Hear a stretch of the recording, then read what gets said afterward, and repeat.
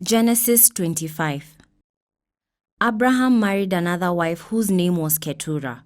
She gave birth to Zimran, Jokshan, Medan, Midian, Ishbak, and Shua. Jokshan was the father of Sheba and Dedan. Dedan's descendants were the Ashurites, Letushites, and Leumites. Midian's sons were Ephah, Hanok, Abida, and Eldah. These were all descendants of Abraham through Keturah. Abraham gave everything he owned to his son Isaac, but before he died, he gave gifts to the sons of his concubines and sent them off to a land in the east, away from Isaac. Abraham lived for 175 years, and he died at a ripe old age, having lived a long and satisfying life. He breathed his last and joined his ancestors in death. His sons Isaac and Ishmael buried him in the cave of Machpelah near Mamre in the field of Ephron, son of Zohar the Hittite. This was the field Abraham had purchased from the Hittites and where he had buried his wife Sarah. After Abraham's death, God blessed his son Isaac, who settled near Beer Lahairoi in the Negev. This is the account of the family of Ishmael, the son of Abraham through Hagar, Sarah's Egyptian servant. Here is a list by their names and clans of Ishmael's descendants. The oldest was Nebaioth, followed by Kedar, Adbil, Mibsam, Mishma, Duma, Masa, Hadad, Tema, Jetur, Naphish, and Kidima. These 12 sons of Ishmael became the founders of 12 tribes named after them, listed according to the places they settled and camped. Ishmael lived for 137 years, then he breathed his last and joined his ancestors in death. Ishmael's descendants occupied the region from Havilah to Shur, which is the east of Egypt in the direction of Asher. There they lived in open hostility toward all their relatives. This is the account of the family of Isaac, the son of Abraham. When Isaac was 40 years old, he married Rebekah, the daughter of Bethuel, the Aramean from Paddan Aram, and the sister of Laban, the Aramean. Isaac pleaded with the Lord on behalf of his wife, because she was unable to have children. The Lord answered Isaac's prayer, and Rebekah became pregnant with twins. But the two children struggled with each other in the womb. So she went to ask the Lord about it. "Why is this happening to me?" she asked.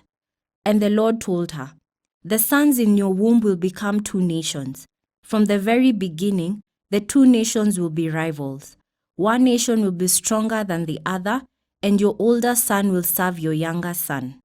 And when the time came to give birth, Rebekah discovered that she did indeed have twins. The first one was very red at birth and covered with thick hair like a fur coat, so they named him Esau. Then the other twin was born with his hand grasping Esau's heel, so they named him Jacob. Isaac was 60 years old when the twins were born. As the boys grew up, Esau became a skillful hunter. He was an outdoorsman, but Jacob had a quiet temperament, preferring to stay at home. Isaac loved Esau because he enjoyed eating the wild game Esau brought home, but Rebekah loved Jacob. One day when Jacob was cooking some stew, Esau arrived home from the wilderness exhausted and hungry. Esau said to Jacob, "I am starved.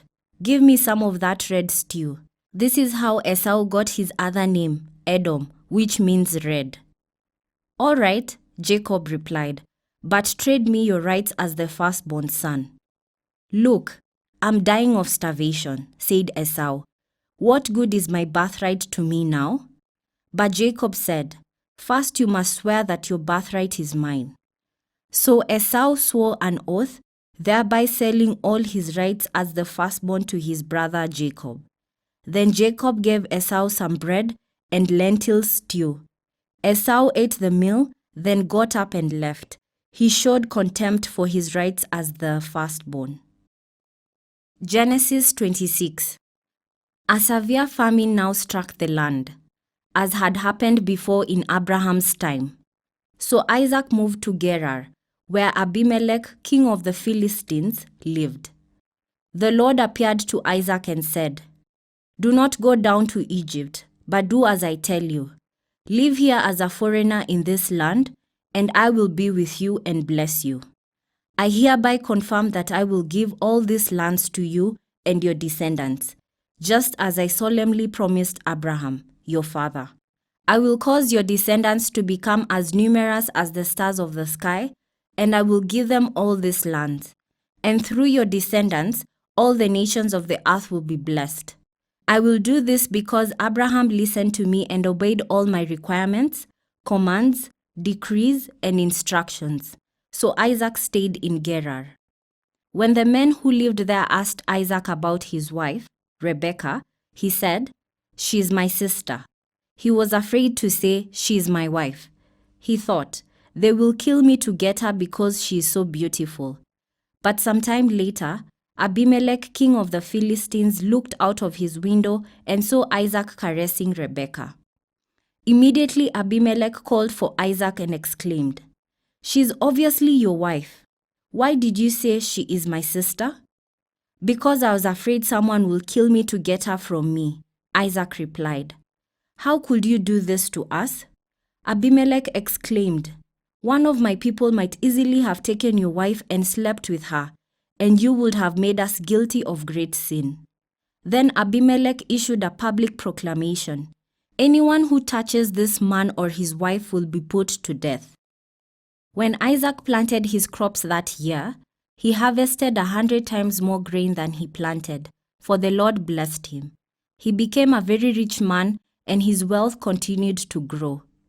He acquired so many flocks of sheep and goats, herds of cattle, and servants that the Philistines became jealous of him. So the Philistines filled up all of Isaac's wells with dirt. These were the wells that had been dug by the servants of his father, Abraham. Finally, Abimelech ordered Isaac to leave the country. "Go somewhere else," he said, "for you have become too powerful for us." So Isaac moved away to the Gerar Valley, where he set up their tents and settled down. He reopened the wells his father had dug, which the Philistines had filled in after Abraham's death. Isaac also restored the names Abraham had given to them. Isaac's servants also dug in the Gerar Valley and discovered a well of fresh water. But then the shepherds from the Gerar came and claimed the spring.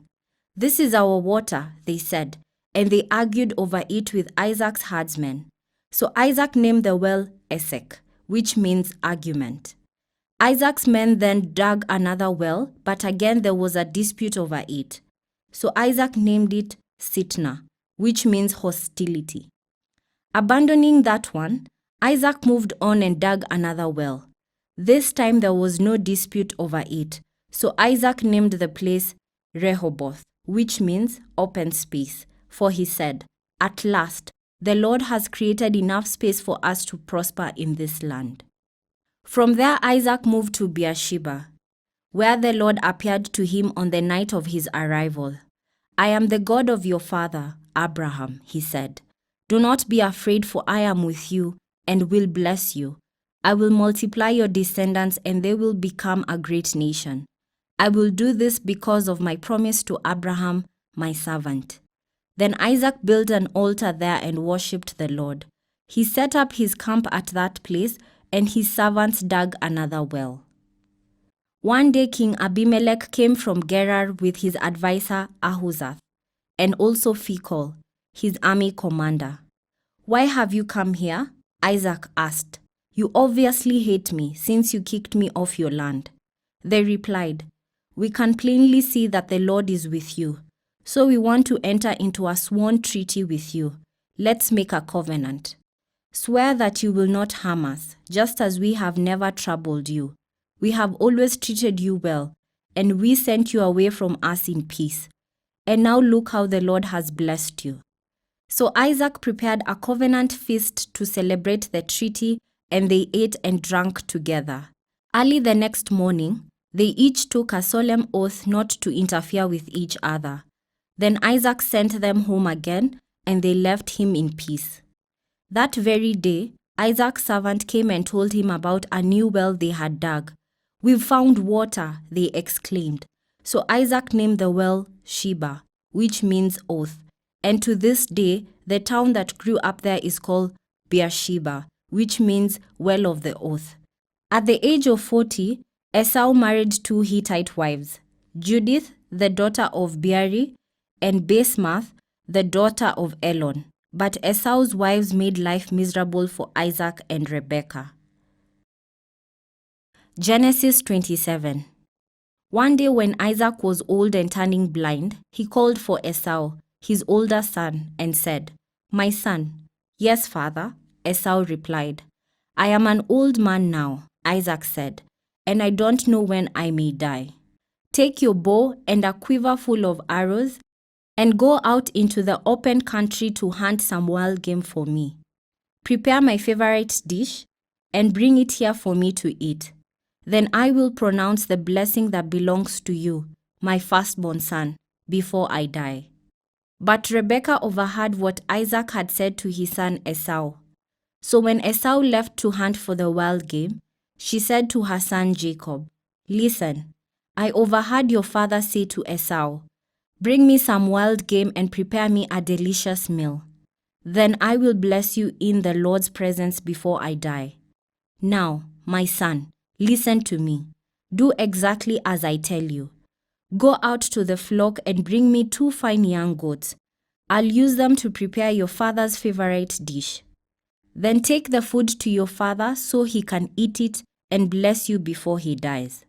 "But look," Jacob replied to Rebekah, "my brother Esau is a hairy man and my skin is smooth. What if my father touches me? He'll see that I'm trying to trick him, and then he'll curse me instead of blessing me." But his mother replied, "Then let the curse fall on me, my son. Just do what I tell you. Go out and get the goats for me." So Jacob went out and got the young goats for his mother. Rebekah took them and prepared a delicious meal, just the way Isaac liked it. Then she took Esau's favorite clothes, which were there in the house, and gave them to her younger son, Jacob. She covered his arms and the smooth part of his neck with the skin of the young goat. Then she gave Jacob the delicious meal, including freshly baked bread. So Jacob took the food to his father. "My father," he said. "Yes, my son," Isaac answered. "Who are you, Isaac or Jacob?" Jacob replied, "It's Esau, your firstborn son. I've done as you told me. Here is the wild game. Now sit up and eat it so you can give me your blessing." Isaac asked, "How did you find it so quickly, my son?" "The Lord your God put it in my path," Jacob replied. Then Isaac said to Jacob, "Come closer so I can touch you and make sure that you really are Esau." So Jacob went closer to his father and Isaac touched him. "The voice is Jacob's, but the hands are Esau's," Isaac said. But he did not recognize Jacob, because Jacob's hands felt hairy just like Esau's. So Isaac prepared to bless Jacob. "But are you really my son Esau?" "Yes, I am," Jacob replied. Then Isaac said, "Now, my son, bring me the wild game. Let me eat it and then I will give you my blessing." So Jacob took the food to his father, and Isaac ate it. He also drank the wine that Jacob served him. Then Isaac said to Jacob, "Please come a little closer and kiss me, my son." So Jacob went over and kissed him. And when Isaac caught the smell of his clothes, he was finally convinced, and he blessed his son. He said, "Ah, the smell of my son is like the smell of the outdoors, which the Lord has blessed. From the dew of heaven and the richness of the earth, may God always give you abundant harvest of grain and bountiful new wine. May many nations become your servants, and may they bow down to you. May you be the master over your brothers, and may your mother's sons bow down to you. All who curse you will be cursed, and all who bless you will be blessed." As soon as Isaac had finished blessing Jacob, and almost before Jacob had left his father, Esau returned from his hunt. Esau prepared a delicious meal and brought it to his father. Then he said, "Sit up, my father, and eat my wild game, so you can give me your blessing." But Isaac asked him, "Who are you?" Esau replied, "It's your son, your firstborn son, Esau." Isaac began to tremble uncontrollably and said, "Then who just served me wild game? I have already eaten it and blessed him just before you came. And yes, that blessing must stand." When Esau heard his father's words, he let out a loud and bitter cry. "Oh, my father, what about me? Bless me too," he begged. But Isaac said, "Your brother was here and he tricked me. He has taken away your blessing." Esau exclaimed, "No wonder his name is Jacob, for now he has cheated me twice. First he took my rights as the firstborn, and now he has stolen my blessing. Oh, haven't you saved even one blessing for me?" Isaac said to Esau, "I have made Jacob your master and have declared that all his brothers will be his servants. I have guaranteed him an abundance of grain and wine. What is left for me to give you, my son?" Esau pleaded, "But do you have only one blessing? Oh, my father, bless me too." Then Esau broke down and wept.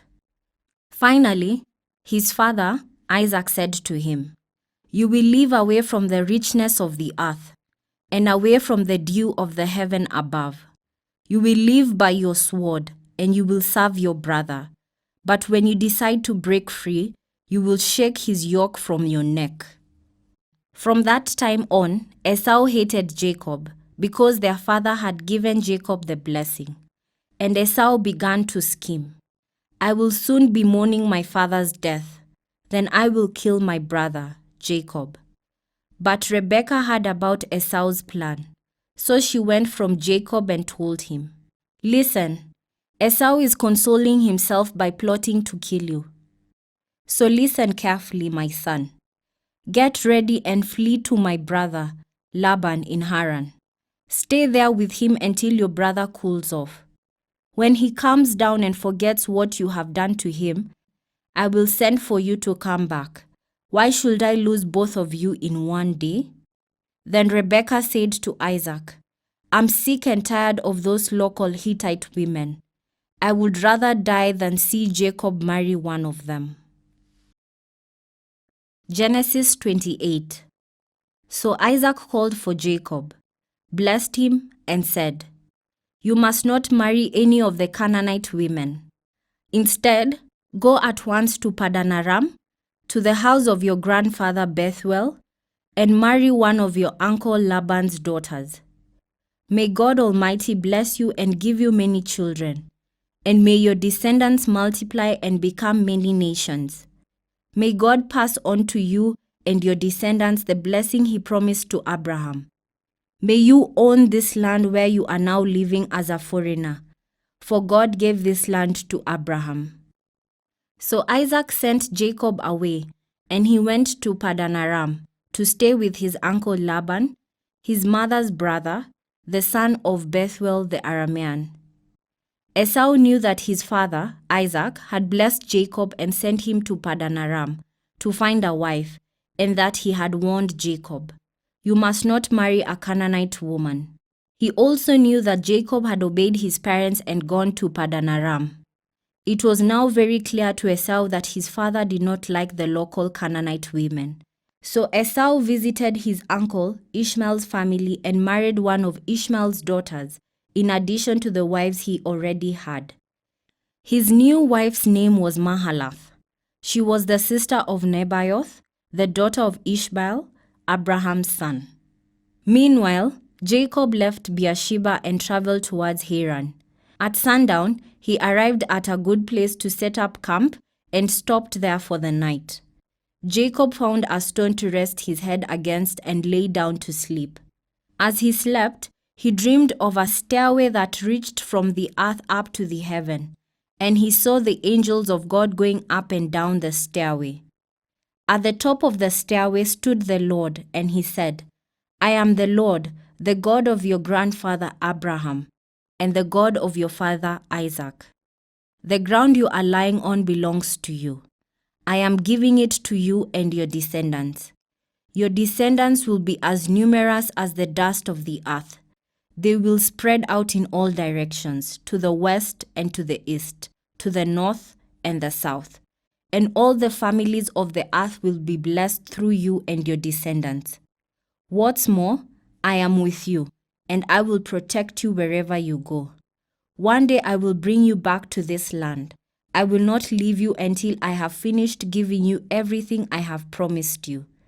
Then Jacob awoke from his sleep and said, Surely the Lord is in this place, and I wasn't even aware of it. But he was also afraid and said, What an awesome place this is! It is none other than the house of God, the very gateway to heaven. The next morning, Jacob got up very early. He took the stone he had rested his head against and set it upright as a memorial pillar. Then he poured olive oil over it. He named that place Bethel, which means house of God, although it was previously called Luz. Then Jacob made this vow, If God will indeed be with me and protect me on this journey, and if he will provide me with food and clothing, and if I return safely to my father's home, then the Lord will certainly be my God. And this memorial pillar I have set up will become a place of worshiping God, and I will present to God a tenth of everything he gives me.